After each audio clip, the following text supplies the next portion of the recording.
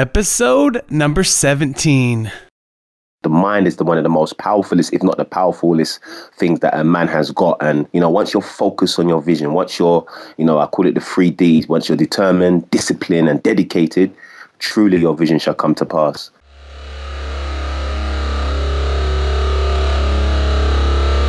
Welcome to the Be Real Show with Travis Too Tall and Huff, where we talk about solutions, tips, and tricks for social marketers and businesses.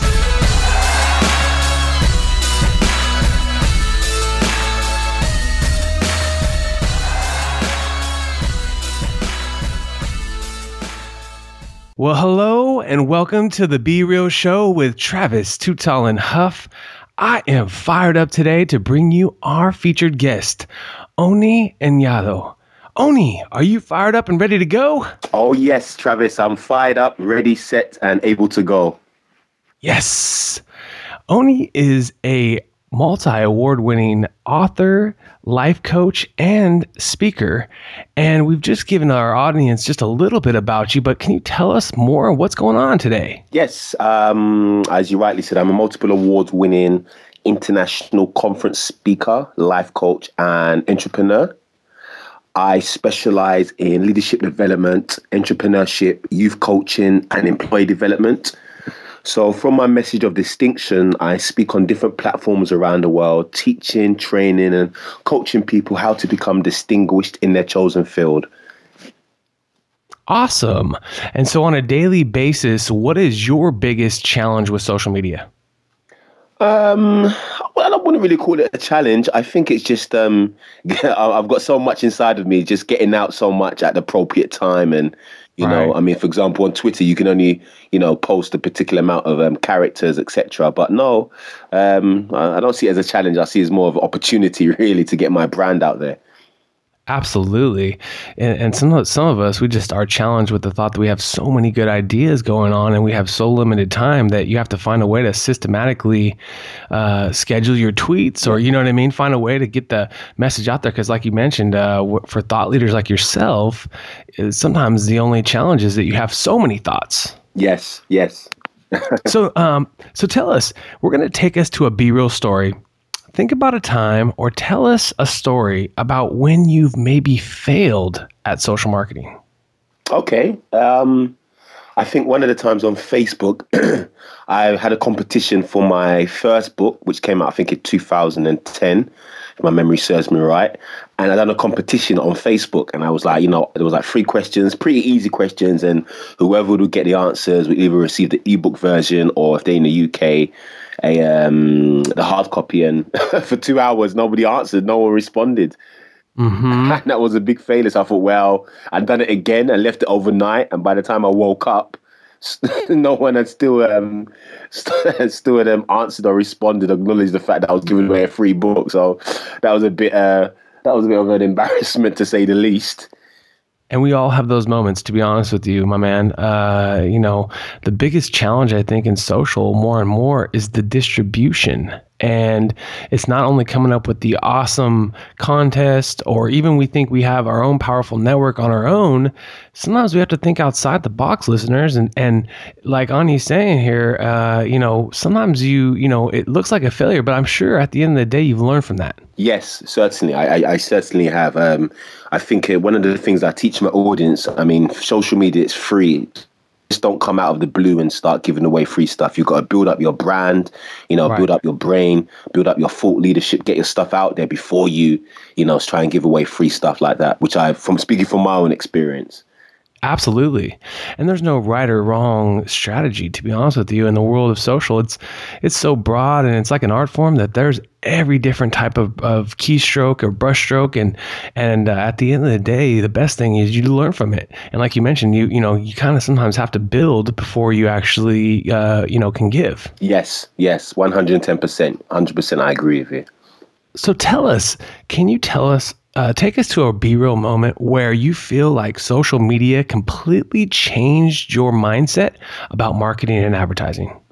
Okay. A few years back, I done a TED Talks titled From Detention to Distinction. When I posted on that online, I think the first time I posted on Twitter, it got like 30 retweets, six Wow. favorites. I mean, it was going all out. And then from then, I got received about 4 or 5, in fact, 6 speaking engagements from it. Because the Wow. TEDx is a whole different level, a whole different platform, Oh, whole yeah. different regard. So that really changed my playing field, literally overnight. Yeah, and that's what you're talking about with thinking outside the box beyond our own network. For you, it's all about getting in front of new possible thought leaders, like you did with TEDx, so that they're going to possibly spread the word, or their followers, the people that care about those TED videos, will now be seeing you because you're joining their platform. And I think that's the biggest thing for content marketers these days. Thinking outside of our own networks is trying to find those partnerships, like you or had the blessing to be able to be, have the speaking opportunity with TED. Yes, I agree with you 100%. It was a real blessing. As I said, it changed my playing field literally overnight. I mean, sometimes, when I'm sending out emails, the person will get back to me and say, "Oh, no, we watch your TED Talks. Yeah, we definitely want you to come and speak." So Yep. it's definitely a blessing, as you say. It's like a testimonial. It's you in action. It's Yes, everything that you would want yes, from someone that's possibly looking for an awesome, amazing speaker. And then they get to see you. And then obviously you have the built-in credibility of being on such a big network like TED has become. yes, certainly, certainly. I mean, that's So that's my business card in more ways than one. absolutely. And I commend you for that. I love TED. I watch the videos every Saturday. I get an email from TED and I watch the top 5 or so pertinent videos that are pertinent, to the whole user base. And once in a while, I'll actually go on to TED and find myself just browsing for hours, because I really feel like the knowledge that you can learn from awesome speakers like yourself, giving that 18-minute pitch of content is just a great way to learn. Thank you. Yeah, it's fantastic. Really is. Really is. Absolutely. So now we're going to enter your mindset with some B realisms. Can you Excellent. tell me, in the perfect world, where do you dream of living? Wow. Wow. Travis, that's a great question. I've been thinking about that for the last few days now.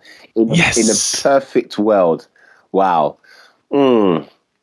Well, I'm Nigerian by ethnicity, so well, in a perfect world, it might just have to be somewhere in the Bahamas, just me, Oh, me and my nice. wife to be, my children, just chilling out. But I'm the kind of person that I'll settle in Bahamas for 6 months, then come to Nigeria, then yeah. So, but it'd be in between Bahamas and Nigeria.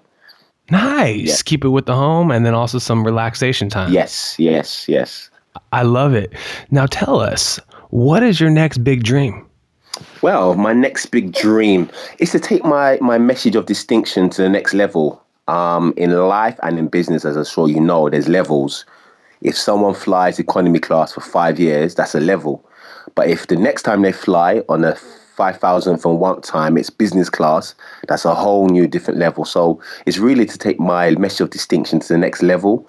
So it's really respected, regarded, and recognized globally, and I think I'm Nice. getting there slowly but surely. Absolutely, right? Every day you're working hard towards your dream, and I love your passion. I can see that passion inside of you, and I know that at the end of the day, it's going to happen because what we believe in ourselves will become fruition. Sometimes it takes a little longer than we expected. Sometimes it comes faster than we expected. But I think that when you have that big dream like you do, it's going to happen. Yes, yes. And I love what you said about the mind. I mean, I wrote a LinkedIn article, my second from last one, something about your Yes. distinction is in your mindset. And one of the things I was saying that the mind is one of the most powerfulest, if not the powerfulest things that a man has got. And, from your mind, dreams, nightmares, books, wars, evil, goods, so much can be curated. But, once you're focused on your vision, once you're, I call it the 3 Ds, once you're determined, disciplined and dedicated, truly your vision shall come to pass. I love that. I love the 3 Ds right there. We're going to leave those in the show notes too for those that would like to catch up with my man's LinkedIn blog. We'll make sure we get that blog on the show notes as well, Brilliant. Thank so they can. Yeah, absolutely. So, how do you typically like to start your day? you. Okay. I started bright and early. I was actually reading an article later on, earlier this afternoon. Some of the top great entrepreneurs, like Richard Branson, Oprah Winfrey, Peter Jones here in the UK, they start bright and early, and that was like, wow. So, I usually start with a nice prayer, some worship, just setting my mindset ready for the oncoming goal, for the oncoming day. Yep. Nice. Do you, with your prayer, do you have a certain amount of time that you spend in prayer, or is there just however it comes to you? Yeah, however it comes. Usually maybe 10, 15, maybe about 20 minutes. And usually I join one of my friends. Usually have a prayer call in the Oh, morning. wonderful. Yes. Yeah. Yeah. So you're using Skype or another technology phone or something like that Yeah. to kind of Mobile phone. So either he got phones you. me or I phone him. And then, we do it nice and early. Just get ready and charged up for the day. Yeah, that's cool to share that with someone too. Yes, certainly. So tell us, what is one of your biggest weaknesses? Oh, wow. That's a hard one to answer always. Only one. No. One of my biggest weaknesses. I would say, I would call it a weakness. Understanding not everyone can see what I can see.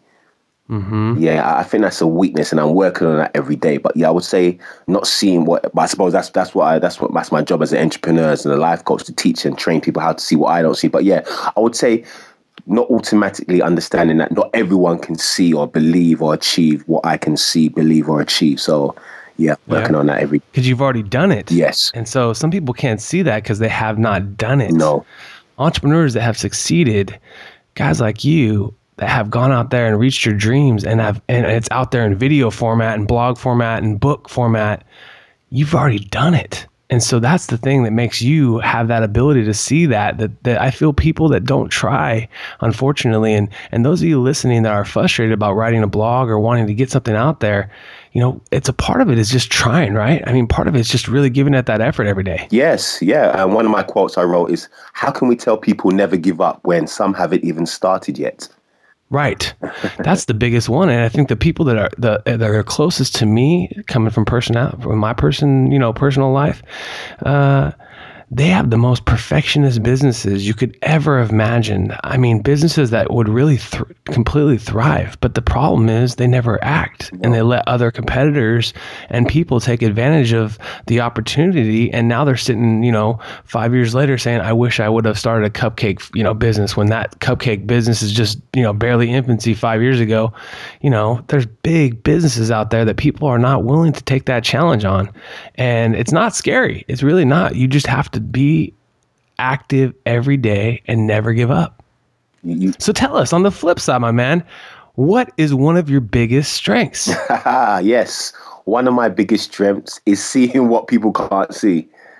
Absolutely. I think, with my message of distinction and seeing the possibilities and opportunities out there, certainly one of my biggest strengths is seeing what people don't see. I mean, we're in 2015, but honestly, I'm in 2025. I'm 10 years ahead of my time. I'm just, I'm already seeing a future. I'm already planning. I'm already working. I'm already writing. I'm already winning with my, 10-year vision, 15-year vision. So yes, certainly one of my biggest strengths is seeing what others don't see. Yep. And planning for the future, like you said, having that vision to see what the future is going to hold and creating it in that one powerful place, like we talked about earlier, the mind. Yes. Creating it all in your mind. And then also I believe in, kind of writing it out or getting it out there on paper too, because there's a combination of a lot of people have great thoughts, but they never put it on paper. Yes. And you need to visualize that and then write it out so that you can see it and then you can see it again. And the process, I think, of writing it or is typing it, however you feel best, I feel like it really kind of solidifies the whole idea. Oh, yes, I agree with you 110 million %, because that's one of the keys that's distinguished me, I believe, is writing my vision and making it plain. Really writing it on that paper, as you said, typing it out and seeing it, and then, taking baby steps or taking giant steps towards the achievement of that vision. Because sometimes we say, take small steps. Sometimes you've got to take the giant steps. Yeah. And be bold. Yes. Yeah, be bold. Take a giant leap and not be afraid, because there is a will, there's a way, and you will make it happen. I have all faith in the world in that. And that's the blessing of the world we live in, is we have the ability to, what we think about, we can create. Yes. So tell us, what is some of the best advice you've ever received? Okay, I would have to say that's from Richard Branson. On my journey on Twitter, he tweeted something that radically changed my mind. He said, whatever your business is, whatever your brand is on social media, just share it, just post it. Nice. So just don't be afraid. Yeah. That's what it kind of comes to me, because I feel like in the age that we are today, marketing is typically still in control of social media, and marketing and corporate CEOs of marketing and management tend to be really structured. Yes. You know, they want to have all their tweets lined up, and they want to have all their content ready to go. And you know what? The thing that sucks about that, to be honest with you, being real, is that it doesn't come off authentic. And a lot of the real moments get lost because you have everything so scheduled, you know? And yeah, those scheduled posts are very important. And hey, you know, if you're busy, get the post scheduled, but also live in the moment. I like that point of just sharing what you see, sharing what you're doing, and being a part of letting the people that are your social following be a part of that. Yes, certainly. You know, I tell my audience in the early 1900s, when Henry Ford founded the Ford car, people in Europe heard about his vision, but there was no social media, let alone internet. So in 2015 and beyond, it's critical, it's vital that as an entrepreneur, as a business person, that you share your content online. It's free of charge. And it's not just about who likes it, who retweets it, who shares it. You're leaving a digital footprint. Oh, yeah. And I always tell everybody that's a content creator, whether you're a musician or whether you're a blogger, whatever you're doing in content and creating content, the content that you're posting today and the traffic you see today is nothing compared to the traffic you will see if you keep pushing. Yes. Bottom line, because if you look at the top artists, let's look at Macklemore, one of my favorite, you know, up and coming pop indie artists in America here. And if you go back to his collection, his music wasn't getting the love that it did. And all he had is one big song. It's called Thrift Shop. He had Thrift Shop, and all of a sudden you had all the other catalogs of music being viewed and videos. And the same with some of my friends that have, you know, gone viral, if you want to call it, with a blog post, or, you know, maybe in your case with your TED Talk, you know, where you do this one, you know, awesome critical piece of content that everyone's trying to figure out what goes viral and how it does. But for some reason it does. And then all of a sudden, all your past content gets love. Yes, certainly. And that's one of my favorite parts about it. Yeah. So can you tell me, can you share a personal habit that you believe leads to your success? Good question. I think one of my personal habits is it's working towards my next vision while I'm still working on my first one. So for example, if I'm writing a LinkedIn blog, even though I'm working on one today, for example, my mind's already on the next one and putting things in place and getting my ideas on paper. Got you. Yeah. So you're always constantly thinking of just new stuff, even though you're working on a certain project. And I like what you obviously put it down. You keep track of your thoughts, and that's going to make you achieve those visions that you have. Maybe while you're working on one piece of content, another idea comes to your head. Hey, if you don't jot it down right there, they say in 30 seconds or less, you might forget completely what your thought was, which is really crazy about our mind, how we have these epiphany inventions and ideas and marketing themes or slogans and everything, and all of a sudden it can be gone in 2 seconds if you don't capture it for some reason. And that's the weirdest part about the mind, is that you can literally never recall that idea. Yes. Yeah. It's so crazy to me. I find that quite hilarious. And I tell friends that don't write their ideas down, I said, how do you remember this stuff? Because I quite often will try to sit there and remember it for the rest of the day after I've thought something and didn't write it down, and I can't think of what it was. Of course. So can you tell me, we're going to enter the hot seat right now, where you can share some phenomenal resources and just some real talk answers. Okay, brilliant. Be real. If you could have dinner today with anyone in the world, who would it be? Oh, Travis, these questions. Yes. Does it have to be one person or? No, bring a couple. Why not? Richard Branson, because for me, that would be a dream. He epitomizes the word entrepreneur. And I would actually say President Obama. Yeah, absolutely. One of the most prolific speakers in modern era. Yes. So I think you put those two guys together in a dinner, and you probably have some interesting conversations. Oh wow, yes, that would be a non-stop dinner of learning and receiving, certainly. Yeah, and maybe some new business ideas and partners for life. Yes, certainly. I mean, if you got them two in your network, you can never go wrong. Yes, absolutely. So can you tell me, do you have a favorite internet tool or resource that you like using on a daily basis? I really love using LinkedIn Pulse.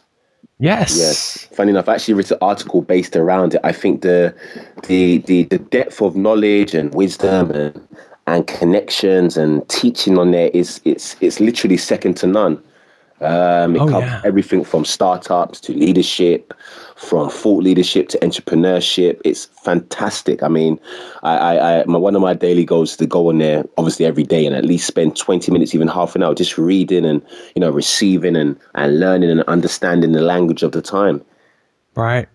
Yeah, and there's so much potential with LinkedIn Pulse. Those that have or have not tried LinkedIn Pulse, it essentially allows you to become an article writer, where you can publish your blog content through LinkedIn. Yes. And if your content is what they say, viral, if you want to call it, to the topic for the day, you get a pulse, and actually your blog goes out to a lot bigger network. In fact, the entire LinkedIn network can then look at your blog for the day. Yes. And it's one of the coolest ways for an author to get their name out there. I remember when a couple of my LinkedIn blogs early on went viral, and it was just this wonderful feeling of people around the world receiving this content. And now it seems like a year later, maybe or so, maybe it hasn't been a year, 6 months or a year later, it seems like it's a little harder to go viral with your content on LinkedIn, as far as with the Pulse, because there's so many people writing now. Yes. But what I have found is on Saturdays, specifically in the morning, my time, which is, it's between 7 and 10 a.m., let's just say Pacific time. If I post during then, for some reason, my LinkedIn blogs will get a lot more love. Wow. So I don't know why. I don't know. Maybe there's just not a lot of people posting on Saturday mornings. And I've mentioned this throughout a series of podcasts, because I want people to realize it. It's all about the distribution, and don't get frustrated if your blog doesn't go viral, if you want to call it. Push on, keep acting, keep coming up with amazing thoughts. And you know what? You never know what's happening next. Yes. And that's brilliant advice.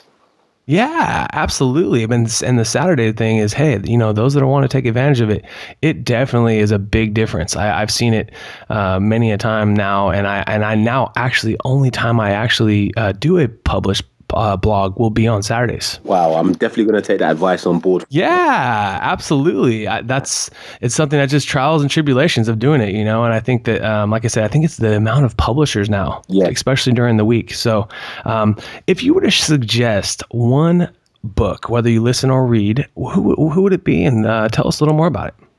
Okay, well, I'm not biased, but I have to say my one, The Doorway to Distinction. The Doorway to Distinction, 200 quotes to inspire you to reach levels of excellence.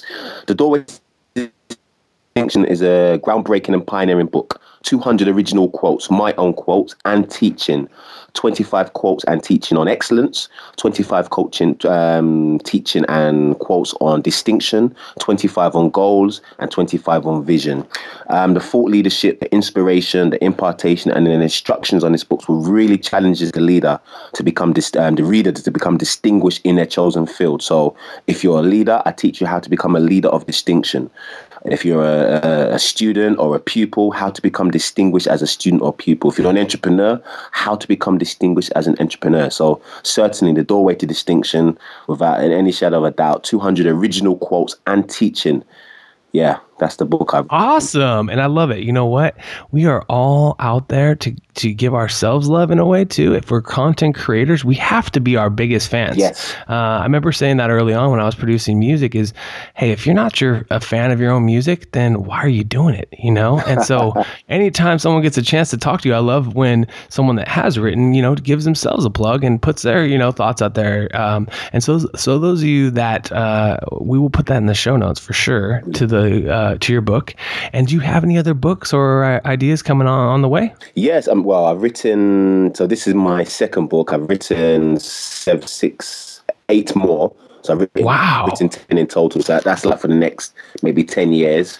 Wow. Yeah, just I think with us writers now, sometimes you get a buzz.